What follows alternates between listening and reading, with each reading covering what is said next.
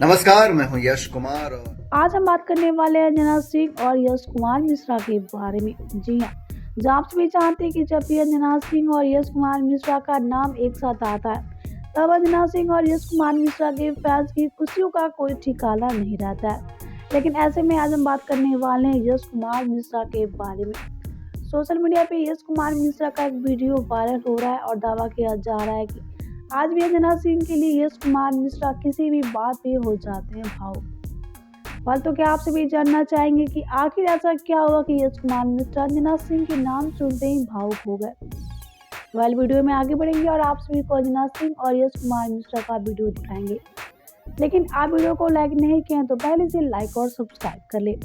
और तो चलिए बिना देरी के हम आप सभी को यश कुमार मिश्रा का वो वीडियो दिखा देते हैं जो कि दावा किया जा रहा है कि अंजना सिंह के नाम लेते ही यश कुमार मिश्रा हो चुके हैं पूरी तरह से भावुक। तो आप सब भी देखिए यश कुमार मिश्रा का ये वीडियो। कान पकड़ के सॉरी हमारी प्रिय धर्मपत्नी जी, बात नहीं है। क्या करें, काम की ऐसी व्यस्तता है। ये समझती हैं कि काम क्या होता है। आप घर की जिम्मेदारियों को बखूबी समझती हैं और आप ये जानती हैं कि अगर वक्त निकलने लायक होता तो आपके पतिदेव वक्त जरूर निकाले होते।